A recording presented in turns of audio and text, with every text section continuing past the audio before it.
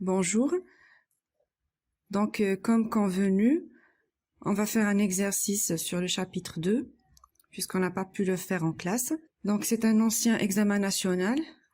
Donc, on va premièrement lire l'énoncé de notre exercice. Je vous dis toujours, l'énoncé, il est très important pour comprendre le contenu et le sujet qui est traité.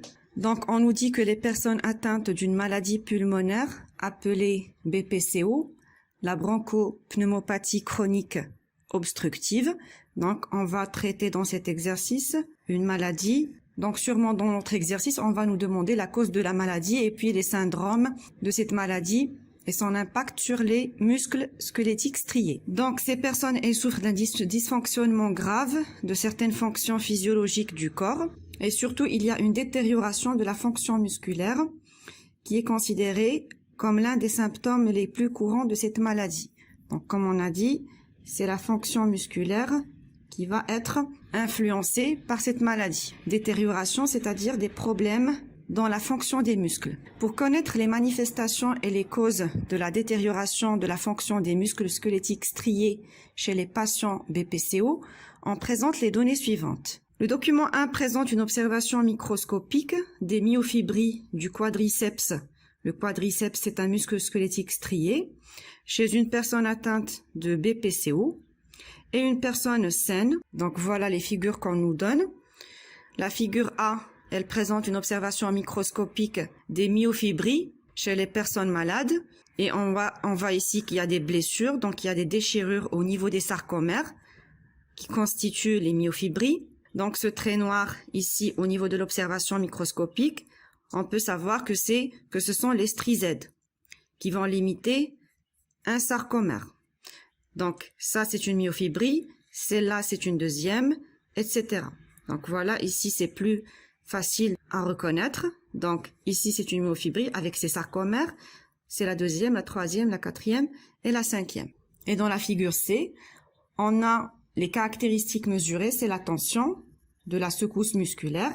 Donc on a vu dans le cours que, bon, si c'est la secousse musculaire par exemple, avec sa phase de latence, de contraction et de relâchement, ici on a la tension qui varie et va donner la secousse musculaire. Donc ici on a augmentation de la tension puis diminution de la tension. Et la tension, on a dit que elle est strictement liée à l'amplitude. Donc plus l'amplitude elle est importante, plus la tension elle est importante. Donc si l'amplitude par exemple elle est comme ça, donc la tension elle sera plus importante. On a aussi la moyenne de la surface de section des muscles de la cuisse. Qu'est-ce qu'on veut dire par ça? Donc si on prend par exemple un muscle squelettique strié, donc la surface de section, c'est-à-dire la surface de cette coupe faite au niveau du muscle. Donc plus le muscle il est gros, c'est-à-dire bien développé, la surface de la coupe ou bien de la section elle sera importante. Donc on a pour les personnes atteintes de BPCO, la tension elle est de 60 newtons et chez les personnes saines elle est de 143 newtons. C'est-à-dire si on prend notre schéma, ça sera la tension des personnes saines puisque la tension elle est élevée. Et celle-là sera la tension, bien la secousse musculaire des personnes atteintes de BPCO. Pour la coupe du muscle, donc on a la surface de section, elle est de 80 cm² pour les personnes malades. Donc c'est celle-là. Et elle est de 110 cm² pour les personnes saines. On peut dire que c'est là, c'est ce schéma. Maintenant, après avoir lu toutes nos données, on va passer à notre première question. Comment on va procéder? On va expliquer toutes les questions, on va faire un brouillon ensemble. Et pour les réponses que vous devez écrire, par exemple sur votre feuille d'examen, je vais vous les donner à la fin de la vidéo. Dans la première question, on nous demande, en vous basant sur le document 1, c'est-à-dire sur toutes les données qu'on a sur le document 1, relevez les manifestations de la détérioration observées au niveau des muscles squelettiques qui caractérisent les personnes atteintes de BPCO. Ici, on a en vous basant c'est en gras, c'est-à-dire c'est la première partie de notre réponse. C'est-à-dire, dans cette partie, on va donner quelques informations sur les données présentées dans le document. C'est-à-dire, on va dire le document 1, qu'est-ce qu'il présente? Donc, il nous donne des observations microscopiques effectuées au niveau de myofibrilles des personnes malades et des personnes saines. Et on a des résultats expérimentaux de mesure de la tension des secousses musculaires et de la surface des sections des muscles de cuisse, bien sûr chez les personnes atteintes de la maladie de BPCO et chez des personnes saines. Donc ici, on a présenté les données qu'on a sur le document 1. On passe maintenant à la deuxième partie de la réponse, c'est-à-dire on va relever, c'est-à-dire on va citer les manifestations de la détérioration observée au niveau des muscles squelettiques. Bien sûr, qui caractérisent les personnes atteintes de BPCO, c'est-à-dire dans ma réponse, je ne vais pas parler des personnes saines. Les manifestations de la détérioration, c'est-à-dire quels sont les dysfonctionnements qui se trouvent au niveau des muscles de ces personnes malades. Donc, on va donner ces manifestations. Quelles sont ces manifestations-là? Donc, au niveau de la figure A, où on a l'observation microscopique, on constate qu'il y a des blessures au niveau des sarcomères formant les myofibrilles des muscles chez les personnes malades. On a aussi, par rapport aux personnes saines, la tension, elle est inférieure, c'est-à-dire on a une diminution de la tension chez les personnes malades. Bien sûr, la tension de la secousse musculaire. Et pour la moyenne de la surface des sections de muscles, on voit aussi que chez les personnes saines, cette surface, elle est importante et elle va diminuer chez les personnes malades. Donc, diminution aussi de la surface des sections de muscles. On passe à la deuxième partie de notre exercice. Afin de déterminer les causes de la faible activité musculaire chez les patients atteints de BPCO, on propose le document 2 qui présente les résultats d'une étude de la distribution des types de fibres musculaires chez une personne atteinte de BPCO et chez une personne saine et certaines propriétés des fibres musculaires. Ok. Donc, premièrement, on va faire un petit rappel sur les types de fibres musculaires. Donc, si on prend par exemple une coupe au niveau d'un faisceau de fibres musculaires, on constate qu'il est formé de deux types de fibres musculaires. Par exemple, je vais schématiser ces fibres avec des cercles pleins. Ça, ce sont les fibres de type 1 et celles-là, ce sont les fibres de type 2. Donc déjà, moi, je dois maîtriser deux choses très importantes.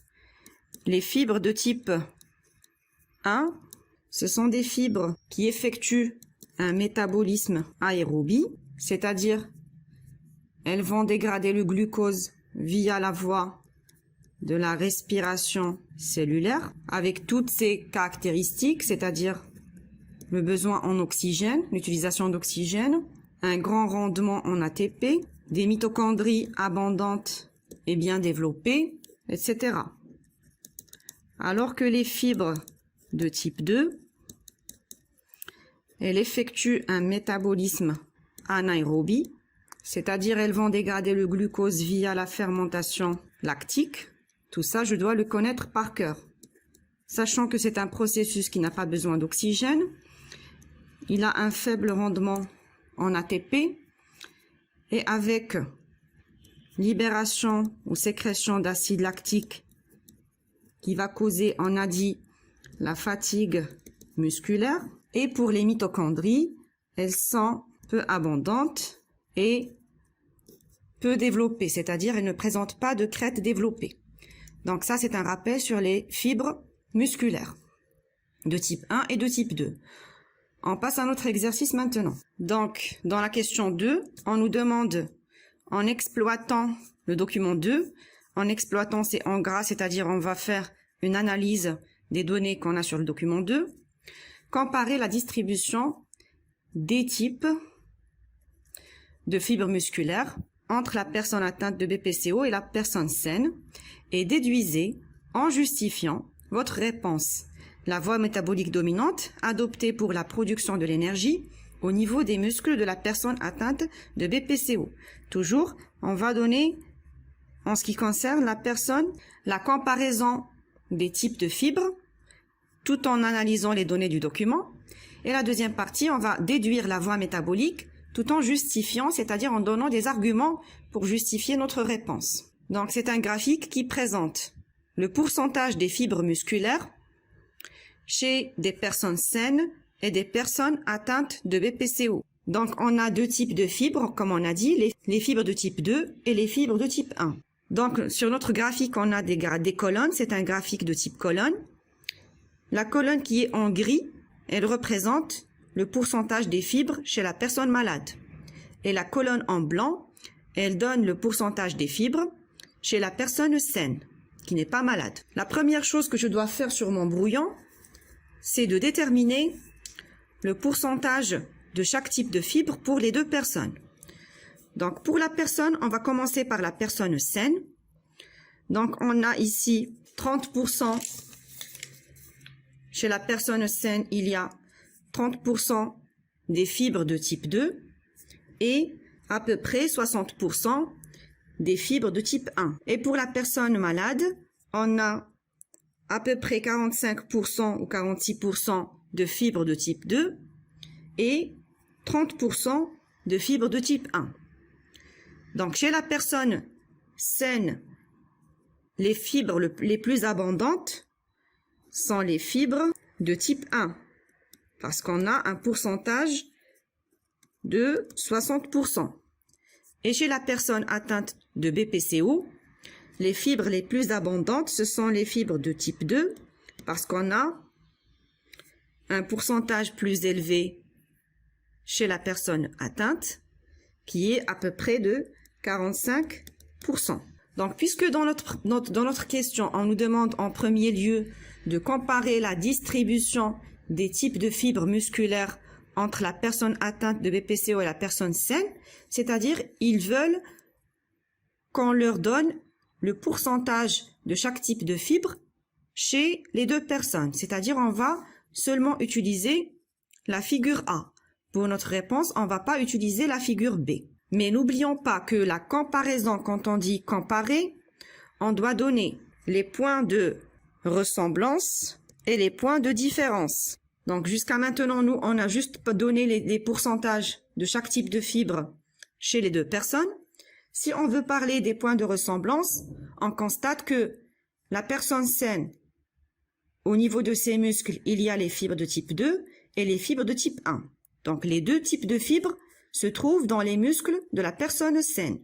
Et chez la personne atteinte, aussi, il y a les types de fibres 2 et les types de fibres 1.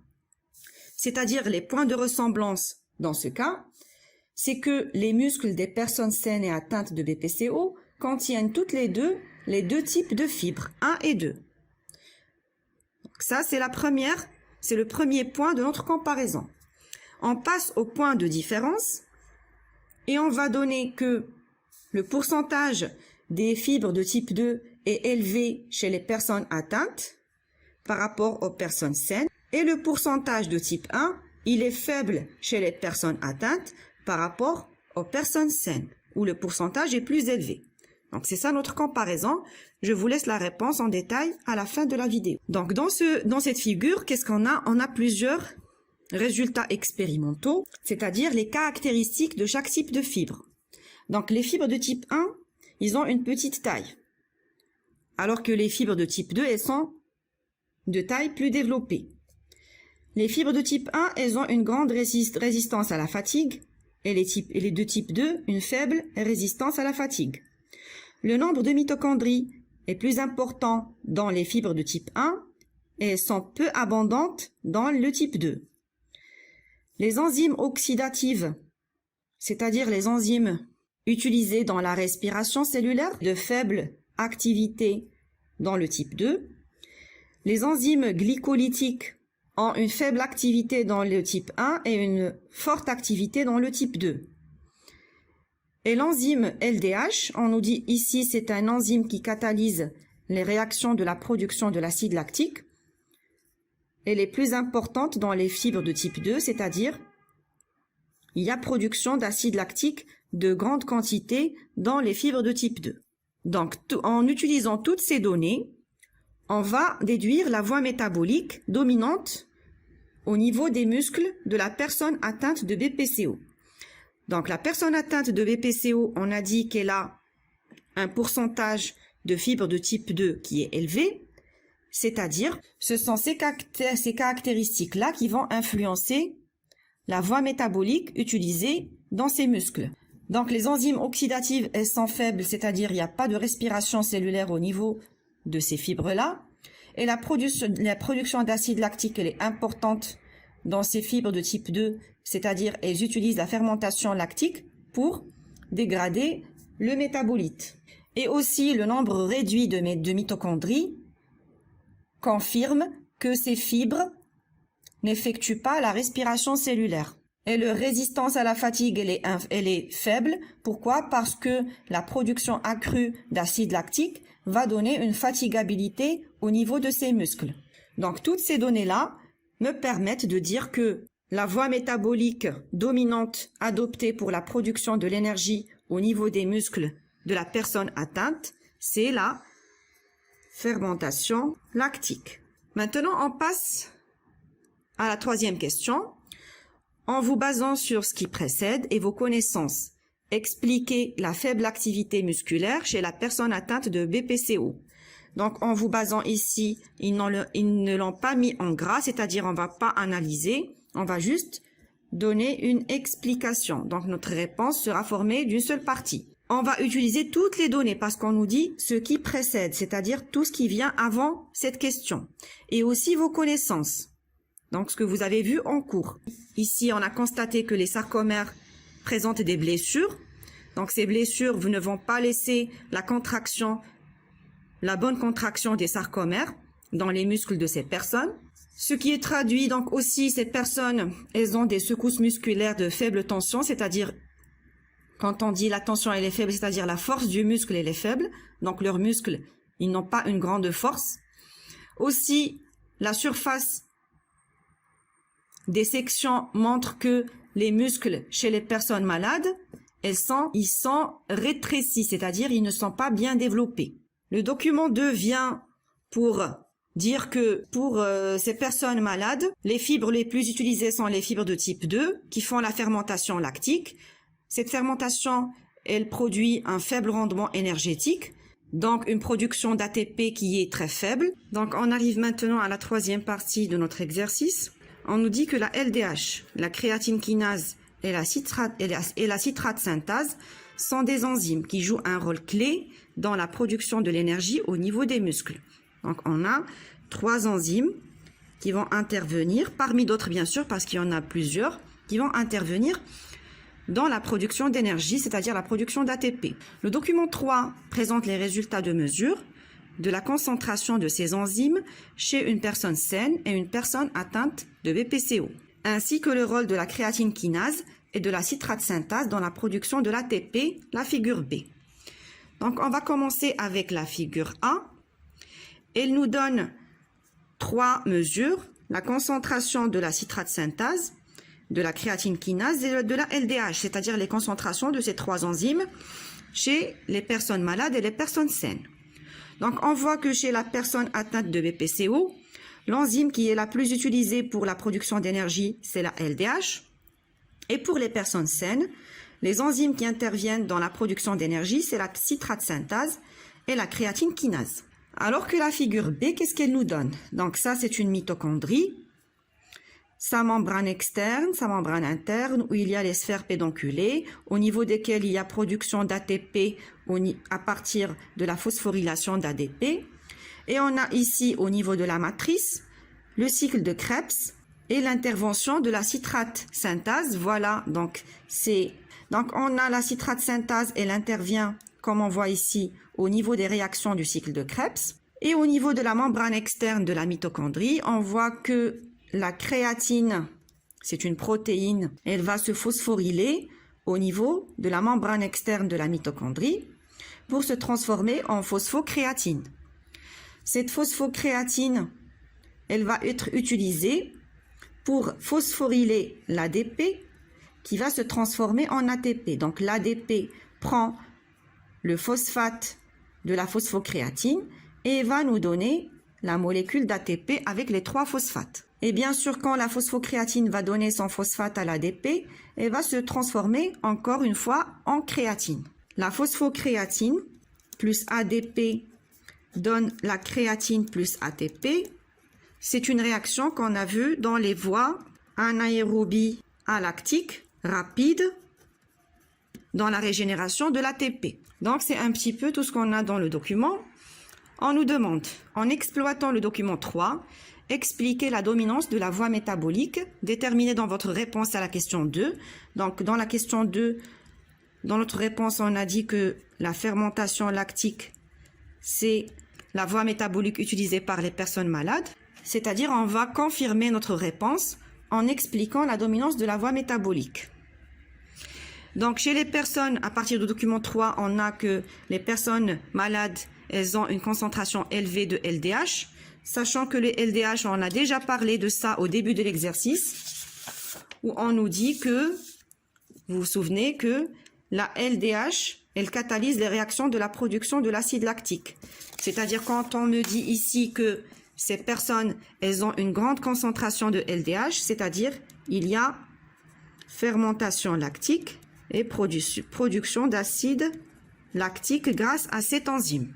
Donc, quand on me dit d'expliquer la dominance de la voie métabolique, donc ma réponse, elle doit être bien développée, c'est-à-dire je dois donner, parce qu'on me dit en exploitant en gras, c'est-à-dire je vais bien exploiter mon document et je vais parler de chaque enzyme et son intervention chez les personnes malades. Qu'est-ce que je vais dire? Que par rapport à la personne saine, où on a des fortes concentrations de citrate synthase et de créatine kinase, la personne atteinte de BPCO, qu'est-ce qu'elle possède? Donc, une faible concentration de citrate synthase, qui catalyse bien sûr les réactions d'oxydation respiratoire, c'est-à-dire le cycle de Krebs, comme on voit ici.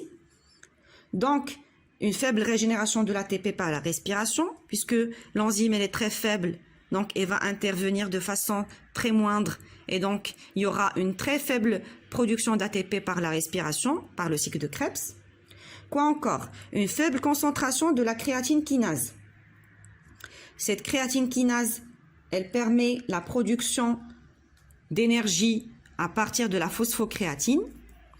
Donc, c'est l'enzyme qui va intervenir au niveau de cette réaction-là, qui va permettre la formation de la phosphocréatine. Donc, puisqu'elle est faible, cette voie aussi, elle ne va pas être très développée, donc elle ne va pas donner beaucoup d'ATP. Aussi, donc, un faible rendement en ATP par la voie de la dégradation de la phosphocréatine. On a une forte concentration de la LDH qui intervient dans la production d'acide lactique. Donc, il y a une régénération importante d'ATP par la fermentation lactique. Donc, tout ça, ça explique que la personne malade, elle utilise la fermentation lactique comme voie métabolique principale pour la production d'ATP. La réponse en détail, je vous la donne après. Et on passe à la dernière partie de notre exercice. Pour améliorer la fonction des muscles squelettiques striés, les personnes atteintes de BPCO subissent des entraînements spéciaux et le document 4 montre les mesures de certains caractères du muscle quadriceps chez des patients atteints de BPCO avant et après un entraînement durant 4 semaines. Donc pour améliorer leur activité musculaire, ils vont subir un entraînement. On a les résultats expérimentaux avant l'entraînement et après l'entraînement. La tension de la secousse musculaire avant l'entraînement, elle était de 60 newtons, elle s'élève à 67. Donc, on a une augmentation de la tension de la secousse grâce à cet entraînement. L'activité de la créatine kinase, elle va augmenter aussi grâce à l'entraînement. Donc, il y aura production d'ATP à partir de la phosphocréatine. L'activité de la citrate kinase, elle va aussi augmenter. Donc, il y aura plus d'utilisation de la respiration, c'est-à-dire du cycle de Krebs pour produire l'ATP, donc la respiration. La production d'acide lactique, on voit qu'elle va diminuer par contre. Donc, la fermentation, elle ne va pas être beaucoup utilisée pour éviter la fatigabilité des muscles. Et la consommation en oxygène, elle augmente. Donc, toujours quand on dit une consommation d'oxygène importante, c'est-à-dire les muscles vont recevoir une grande concentration de dioxygène. Et quand on dit le dioxygène, on dit que la respiration va avoir lieu pour produire de l'ATP. Donc, en exploitant ce document, c'est-à-dire on va parler de toutes ces données-là, montrer la relation entre la pratique d'entraînement et l'amélioration de la fonction des muscles squelettiques chez les patients BPCO. Donc, les muscles chez ces personnes-là, elles vont produire une plus grande quantité d'ATP et donc leur activité sera meilleure.